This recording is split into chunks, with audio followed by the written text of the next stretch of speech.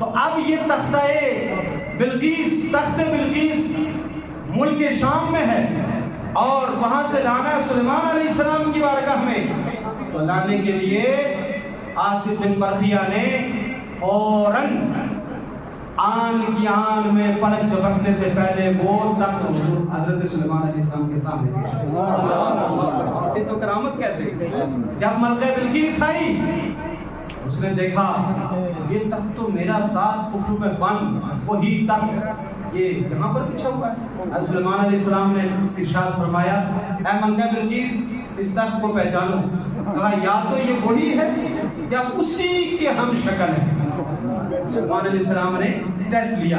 حضرت سلیمان علیہ السلام نے فرمایا وہ تو 7 قفلوں میں بند ہے, ذرا چیک کرو ہیرو جواہرات اور اس میں کوئی کمی تو نہیں. بالکل چیک کیا گیا وہی, اس کی لمبائی بھی اتنی, چوڑائی بھی اتنی, سب کچھ اس کا اتنا ہی تھا جتنا اس کا اصلی تھا. تو کہا یہ تیرا تخت ہے اور میری امت کے ایک ولی کا کمال یہ ہے کہ پلک جھپکنے سے پہلے وہ 7 قفلوں میں بند اس تخت بلقیس کو یہاں پر حاضر کر دیا ہے. تو لہٰذا یہ اللہ کی قدرت ہے. اگر میری امت کا ولی اتنے کمال والا ہے تو بتا پھر میں نبی ہو کر کتنا کمال والا. جو حضرات پیچھے ہیں ان سے گزارش ہے کہ آگے آگے تشریف لیں. بسم اللہ. آگے آگے آ جائیں, وقت بڑا کم ہے. حضرات یہ کرامت بیان کی گئی. اس کے بعد قرآن نے کہا قال نکیر لها عرشها ننظر تحتدی ام تکون من الذین لا یهتدون فلما جاءت قیل اهکذا عرشک قالت کانہ ہوا. قرآن کہتا ہے کہ اس نے کہا یہ تو وہی ہے سیم جو کہ میرا تھا. سبحان اللہ سبحان اللہ. اب اس سے آگے بہت لمبی تفصیل ہے, میں یہ بیان نہیں کروں گا. ایک مثال دے کر میں اپنی بات ختم کر دوں اور صدر صاحب آئیں گے. بات یہ تھی کہ یہ ایک انگریز تھا جس نے اس قرآن پاک کی آیت کو پڑھا کہ حضرت سلیمان علیہ السلام کے دور کا ایک ولی تھا جس کی شان یہ تھی کہ پلک جھپکنے سے پہلے وہ تخت بلقیس اتنے 1000 کلومیٹر دور سے حاضر کر دیا. یہ کرامت مجھے حضور کی امت کے ولیوں میں نظر کیوں نہیں آ رہی؟ سبحان اللہ. حالانکہ حضور کے امت کے اولیاء تو سلیمان علیہ السلام کی امت کے اولیاء سے بہت اعلیٰ ہیں, کرامت میں فضائل میں سب میں اعلیٰ ہیں. تو یہ جب انہوں نے اسلام قبول کیا, اسلام قبول کیا تو ہتھے چڑھ گیا نہیں نکلے. اب سمجھ گئے اشارہ میں کیا. داتا گنج بخش لاہوری رحمت اللہ علیہ کے مزار انوار کے پاس سے چل رہے تھے تو انہوں نے کہا کہ میں نے پورا قرآن ریسرچ کیا ہے پر مجھے یہ جو تفسیر ہے یہ کہیں نہیں ملی. میں نے سارے قرآن کو پڑھا ہے. انگریز ہم سے زیادہ قرآن پڑھتا ہے. ہم تو قرآن کی تفسیر سنتے ہیں وہ بھی تھوڑا کہتے ہیں یار مناسب جلدی کرتے ہیں, لیکن وہ ہم سے زیادہ تفسیر پڑھتے ہیں.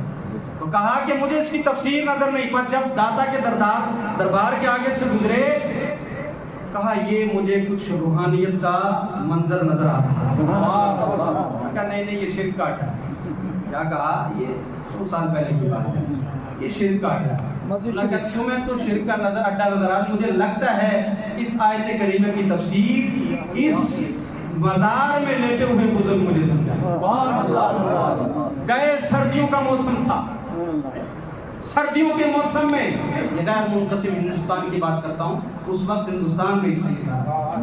فرمایا کہ سردیوں کا موسم تھا جب یہ انگریز وہاں پر پہنچا, یعنی مسلمان ہو گیا تھا, ساتھ میں ان کی ضد سے پہنچے یہ بھی. جیسے وہاں پر پہنچنے کے بعد وہیں مزار شریف پر ایک بزرگ نمودار ہوئے. توجہ رکھنا, ایک بزرگ نمودار ہوئے. یہ ولیوں کی کرامت ہے جو آج ہو رہی ہے, یہ ہمارا کمال نہیں ہے, حضرت صاحب کی دعائیں. اس بزرگ نے جب چائے پیش کی, اور وہ انگریز صاحب رہنے والے کہاں کے تھے؟ انگلینڈ کے. بولو کہاں کے؟ برطانیہ انگلینڈ کے رہنے والے. جب چائے پیش کی تو چائے بھی کوئی کڑک والی جو وہ پسند کرتے اور کپ بھی وہی جو پرسنلی ان کا کپ ان کے بیڈ روم میں رہتا تھا.